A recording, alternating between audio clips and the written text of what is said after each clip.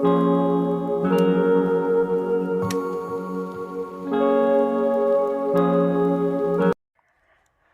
वालेकुम dear candidates, Shabana नवाज़ तव्हांजे पंहिंजे चैनल में तव्हां सां मुखातिब आहियां। डियर कैंडिडेट्स, जीअं त तव्हांखे ख़बर आहे त SPSC ऐं SST HST जो जेको प्रिपरेशन जो सिलसिलो जारी आहे ऐं इन हवाले सां जेको सिंधी अदब जो असां पोर्शन स्टार्ट कयो हो, उनजो पहिरियों क्लास तव्हां ॾिठो ऐं तव्हांजा तमामु घणा शुक्रगुज़ार आहियूं। माना थी मोट जे लाइ अचूं था अॼु ॿिए क्लास जे तरफ़, पर उनखां पहिरीं जेकॾहिं शबाना नवाज़ ऑफिशियल खे सब्सक्राइब न कयो आहे त सब्सक्राइब करे बेल आइकन जे बटन खे प्रेस करे नोटिफिकेशन ऑल खे क्लिक करणु न विसारींदा।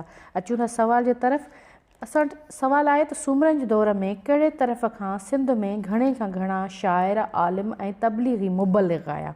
जेको सही जवाबु आहे विच एशिया मां। जेके सीरियस कैंडिडेट्स आहिनि जिन कमीशन जी तयारी कई आहे उहे हिननि सवालनि जी अहमियत खां बख़ूबी वाक़िफ़ हूंदा।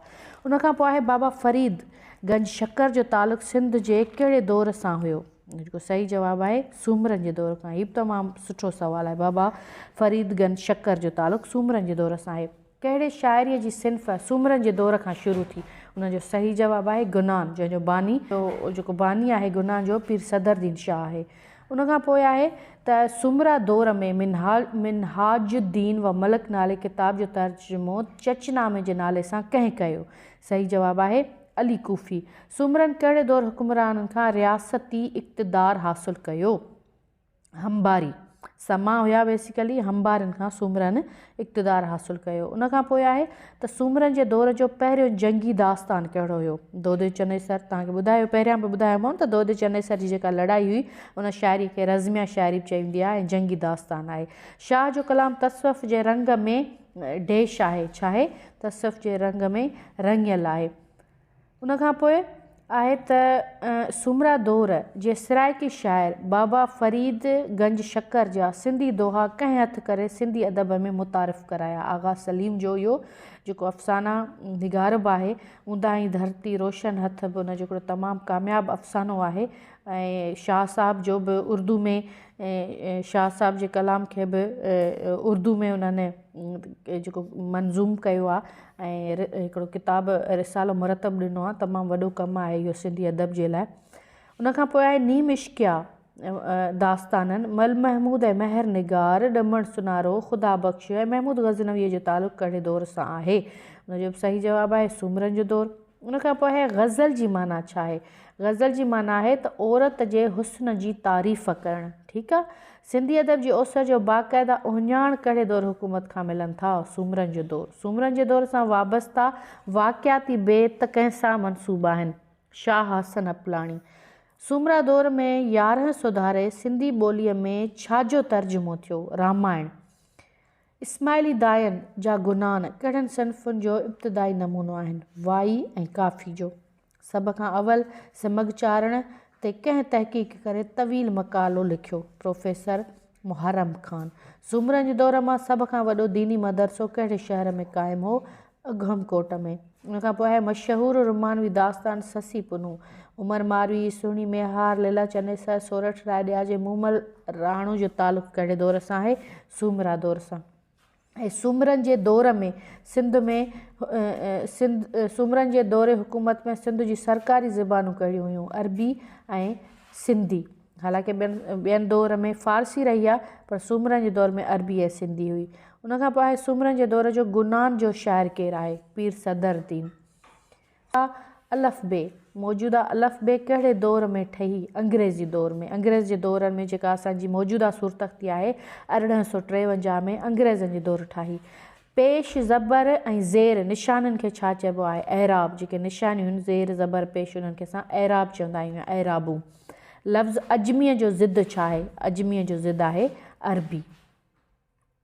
उनखां पोइ असां नेक्स्ट सवालु आहे त प्यारो पाकिस्तान बेत कंहिंजो लिखियलु आहे? प्यारो पाकिस्तान बेत कंहिंजो लिखियलु आहे? प्यारो पाकिस्तान बेत कंहिंजो लिखियलु आहे? साज़ मुलाकातरी। उनखां पोइ आहे गीत धणीअ जा गॾिजी ॻायूं हमद जो लेखक केरु आहे? किशन चंद बेवस। ॻायूं चैन ॿुधनि जो राग कंहिंजो लिखियलु आहे? तव्हांखे ख़बर आहे मोहम्मद सिद्दीक़ मुसाफ़िर जो। दुआ बेत, दुआ जेको बेत आहे उनजो लेखक केरु आहे? इमदाद हुसैनी। फ़ौत थियल जे ख़ूबियुनि खे निर्वार करण लाइ नज़म जी कहिड़ी सिन्फ़ पढ़ी वेंदी आहे? मरसियो।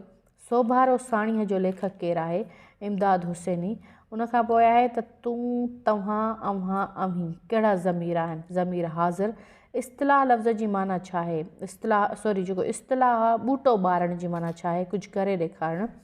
अचो अव्हां जी दिलि विंदरायूं बेत कंहिंजो लिखियलु आहे? अदल सुमरो। अचो अव्हां जी दिलि विंदरायूं। अहिड़े क़िस्म जा जेके सुवाल आहे उहे IBA PST GST जे टेस्टनि में ईंदा रहिया आहिनि।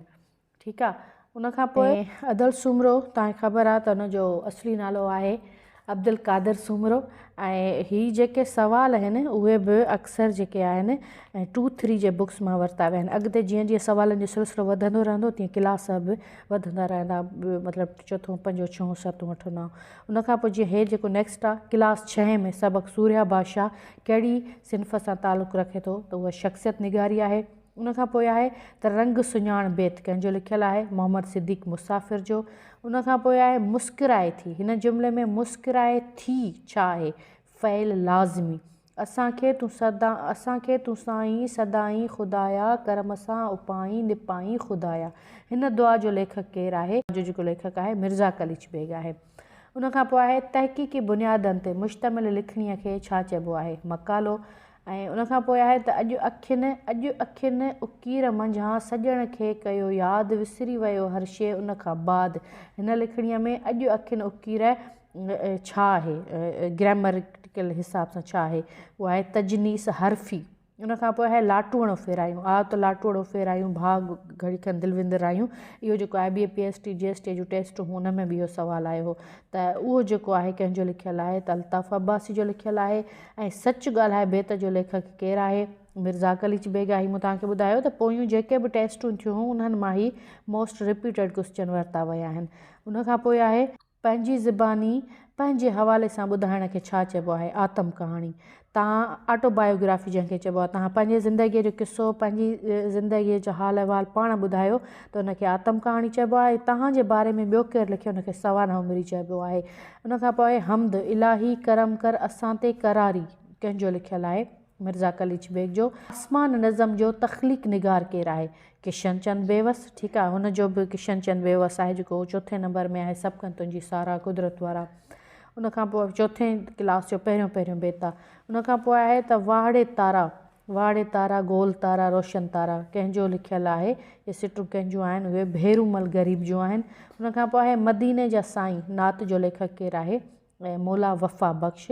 ऐं साईंअ जी साराह हमद जो लेखक केरु आहे? मोहम्मद सिद्दीक़ मुसाफ़िर। ही जेके बि मतिलबु हेठियनि क्लासनि जा बेत, दुआ, नज़म आहिनि उन्हनि जा राइटर्स तव्हांखे ॿुधाया वञनि था। ऐं तक़रीबन किशन चंद बेवस, मिर्ज़ा कलीच बेग या मोहम्मद सिद्दीक़ मुसाफ़िर या असांजो इमदाद हुसैनी, भेरूमल गरीब, इन्हनि ई शाइरनि जी जेका शाइरी आहे हेठियनि क्लासनि में हूंदी आहे। सो इहो ई अॼु जो क्लास तव्हांखे कीअं लॻो? इन हवाले सां पंहिंजी क़ीमती राय ज़रूरु ॾींदा ऐं शबाना नवाज़ ऑफिशियल सां जुड़ियल रहंदा। पंहिंजो ख़्यालु रखंदा। सिंध सलामत, साथ सलामत।